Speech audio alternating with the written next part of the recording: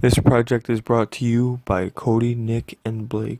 This program was made possible by the Corporations for Public Broadcasting and by the contributions to your PBS station from viewers like you. Thank you. The Battle of Chattanooga and Chickamauga were two very important battles in the Civil War fought in November 1863 over a span of a few days. That was a result of the Union's victory.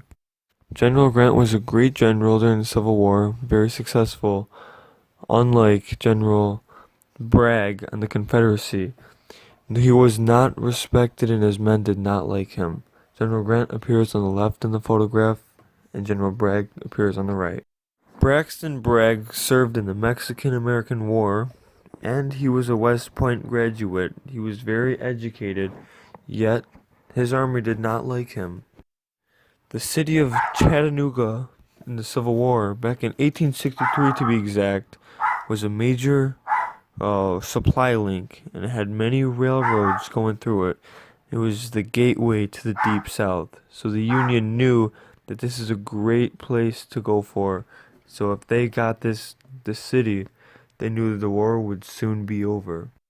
By the South knowing how important Chattanooga was to them, how it was their major supply line to the Deep South, which was everything they were fighting for, they wanted to have the fight a couple miles away up in Chickamauga, so it would be a little bit more defended and protected, so to say.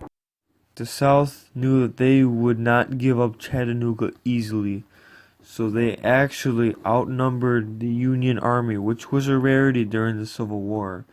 And it was one of the bloodiest battles of the war.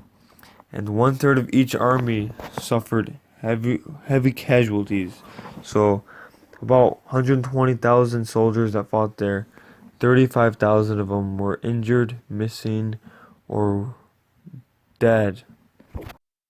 The Union line separated about a half a mile across, so then Bragg took his army and went between them, and it was a bad loss for the Confederates that moment.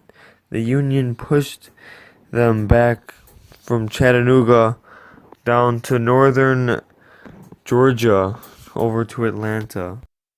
After the South lost the battle, most of the troops did not take orders or listen to General Bragg after. By the Union winning the Chattanooga over, this completely helped the North's campaign in the South. After the fact, a man asked Grant if he didn't think the Confederates' lines were impregnable. Then he smiled and responded, "Well, it was impregnable, but yet his troops carried it without even orders."